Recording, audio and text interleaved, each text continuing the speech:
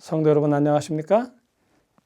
오늘은 탕자 이야기 마지막 시간으로 나의 오늘은 형의 어제 때문입니다 라고 하는 제목으로 말씀을 나누겠습니다.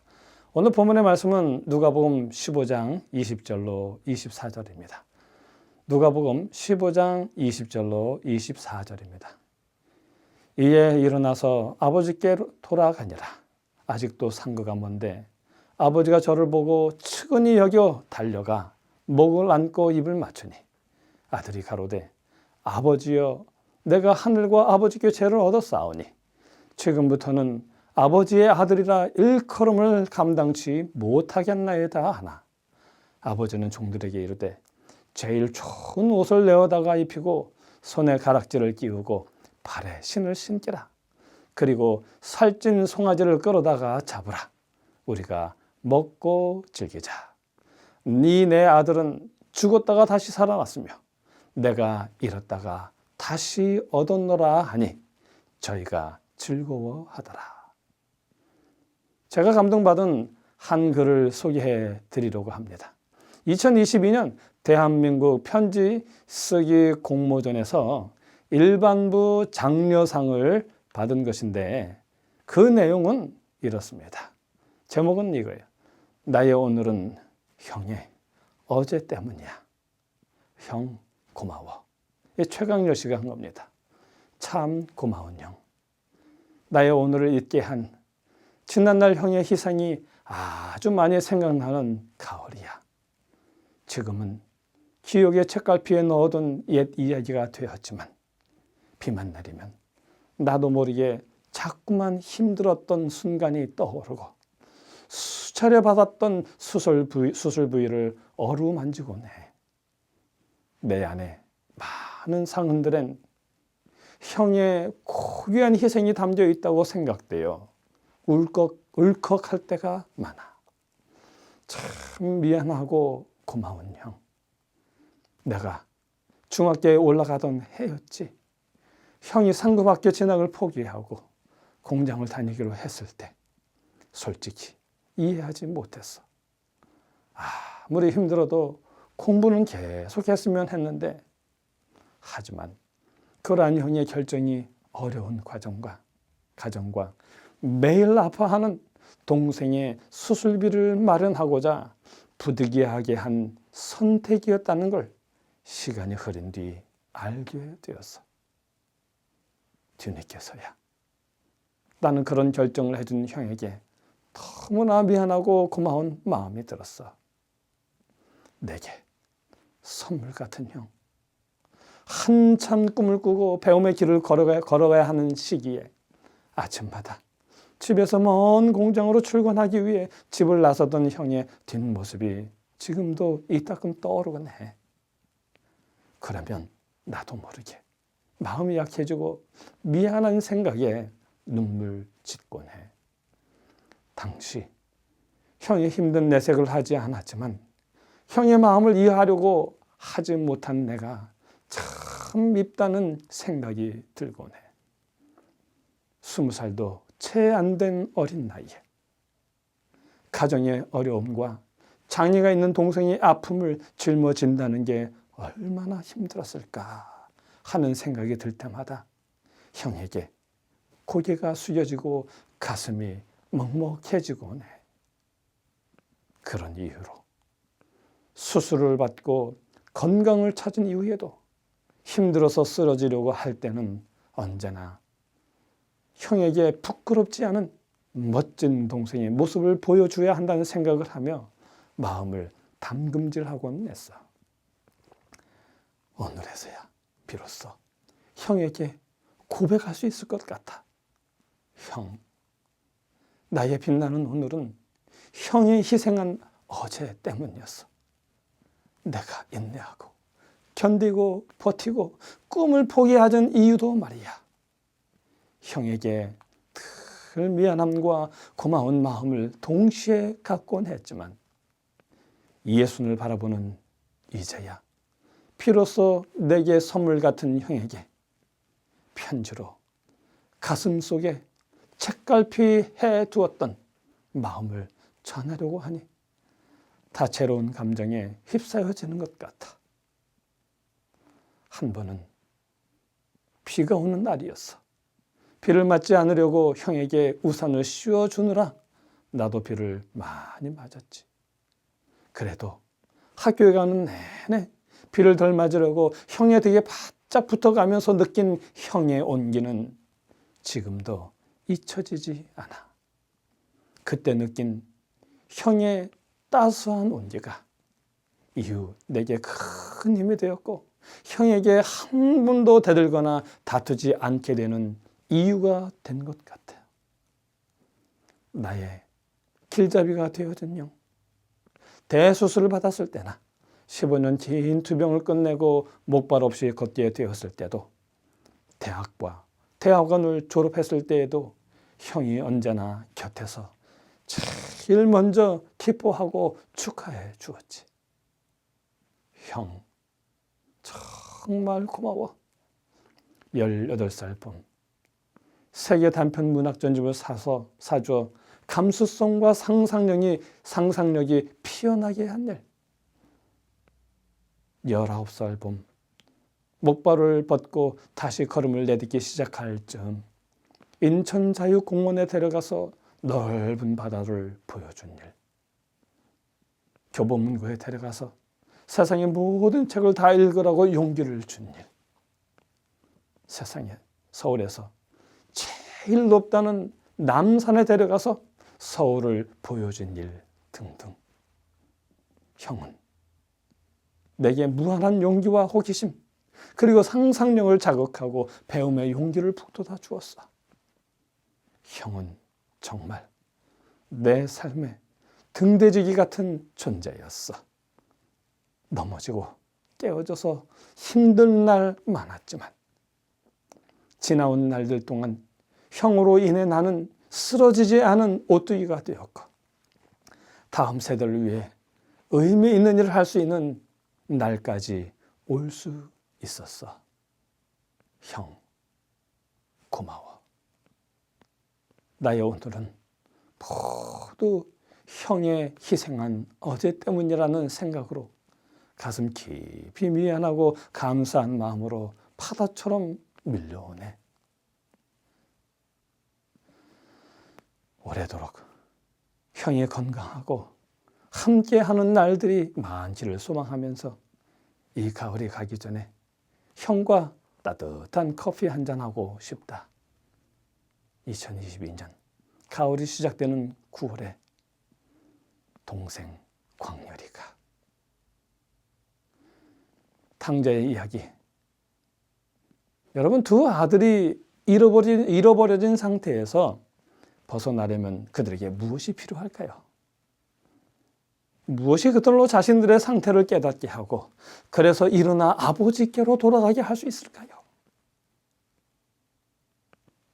사랑입니다. 탕자의 비유에서 아버지는 두 아들 모두에게 사랑을 먼저 표현하셨습니다. 작은 아들에게는 상거가 먼데도 달려가 두 팔 벌려 아들을 끌어안고 입을 맞춥니다. 그리고는 종들에게 가장 좋은 옷을 가져다 입히라고 말합니다. 21, 2절에 보면 작은 아들은 아버지여, 내가 하늘과 아버지께 죄를 얻었사오니 지금부터는 아버지의 아들이라 일컬음을 감당치 못하겠나이다 하나.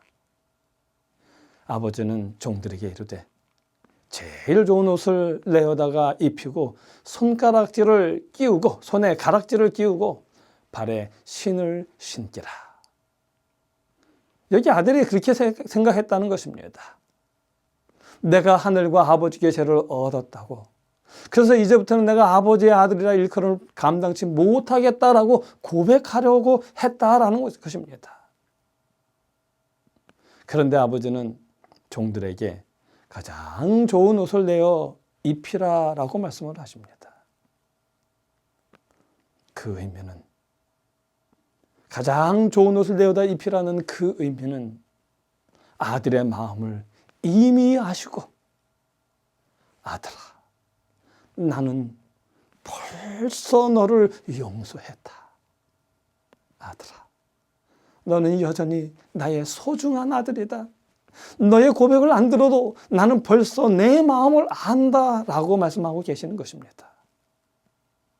그리고 아들에게 말할 기회조차 주지 않는 것으로 아들에게 당신의 사랑을 분명히 보여주셨습니다. 이 이야기를 통해 우리는 회개가 아버지로 하여금 아들을 사랑하게 한 것이 아니라 아버지의 사랑이 아들로 하여금 회개하게 했다라는 사실을 알게 되는 것입니다. 돼지우리에 있을 때 아들이 말했지요. 내 아버지에게는 양식이 풍족한 품꾼이 얼마나 많은고. 아들이 용기 내어 아버지께로 돌아갈 수 있었던 것은 종들에게까지 넘쳐 흐른 아버지의 사랑 때문이었습니다. 오늘 우리가 회개할 용기를 얻는 것도 바로 아버지의 사랑 때문입니다. 그리고 아버지는 분노와 원망을 품은 큰 아들에게도 나가서 잔치에 들어오라고 다독이십니다. 이 내 동생은 죽었다가 살았으며 내가 잃었다가 얻었기로 우리가 즐거워하고 기뻐하는 것이 마땅하다 하니라. 이 이야기를 통해 예수님은 우리에게 거저 주시는 하나님의 은혜가 필요하다는 것과 아직도 우리에게 희망이 있음을 말씀해 주십니다. 우리는 이것을 탕자의 비유를 듣던 당시의 청중을 통해서 확인할 수가 있습니다. 예수님의 이 비유를 직접 듣던 당시의 청중이 누구입니까? 바리새인들과 서기관들, 그리고 종교 지도자들입니다. 그런데 그들은 어떤 사람들입니까? 그들은 결국 예수님을 로마 당국에 넘겨 처형당하게 할 사람들이었습니다. 그런데도 비유 속의 형이 받은 것은 매서운 정죄가 아니라 돌이키라는 사랑의 당부였습니다. 이처럼 예수님은 당신을 죽일 자들을 사랑하시고 잔치에 들어오라고 초청하십니다. 그래서 사도 요한이 이렇게 말합니다. 요한일서 4장 19절에 보면 우리가 사랑하면 그가 먼저 우리를 사랑하셨음이니라. 그래서 18절에 보면 이렇게 말합니다. 사랑 안에 두려움이 없고 온전한 사랑이 두려움을 내어 쫓나니 라고 말입니다. 그렇습니다. 사랑이, 아버지의 사랑이 우리에게서 두려움을 내어 쫓아냅니다. 그래서 우리로 아버지께로 돌아갈 용기를 갖게 합니다. 그 아버지의 사랑이 없었다면 우리는 두려워 아담처럼 숨었을 것입니다. 하나님이 먼저 우리를 찾지 않으셨다면 우리는 절대로 아버지를 만날 수 없었을 것입니다. 그래서 사도 바울은 우리의 회개를 이렇게 요약합니다. 고린도후서 5장 14절이요. 그리스도의 사랑이 우리를 강권하시는도다. 그리스도의 사랑이 우리를 강권하시는도다. 우리가 아버지께로 돌아가는 데에는 그 우리를 강권하시는 그리스도의 사랑이 필요합니다. 그러나 구원의 즐거운 잔치에 들어가려면 우리에게 필요한 것이 하나 더 있습니다.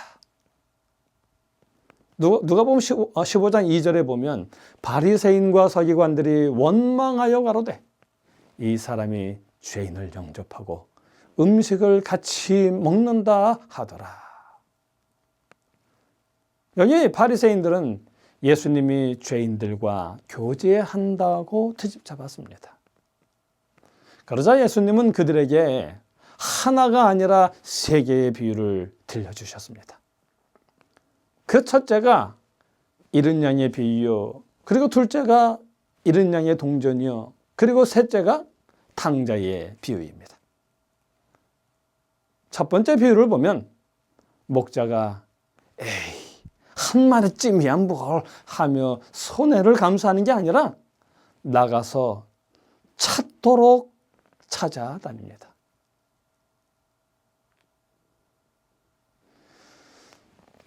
그래서 누가복음 15장 4절 6절에 볼까요? 너희 중에 어느 사람이 양 100마리가 있는데 그 중에 하나를 잃으면 99마리를 들여 두고 그 잃은 것을 찾도록 찾아다니지 아니하느냐. 나와 함께 즐기자. 나의 잃은 양을 찾았노라. 두 번째 비유도 역시 마찬가지입니다. 손해를 보았다고 체념하는 것이 아니라 등불을 켜고 집을 쓸며 찾을 때까지 찾도록 부지런히 찾습니다. 누가복음 15장 8절로 9절을 보실까요? 등불을 켜고 집을 쓸며 찾도록 부지런히 찾지 아니하겠느냐. 여기 이야기합니다. 등불을 켜고 집을 쓸며 찾도록 부지런히 찾지 아니하겠느냐. 또 찾은즉 벗과 이웃을 불러 모으고 말하되 나와 함께 즐기자. 이른 드라크마를 찾았노라.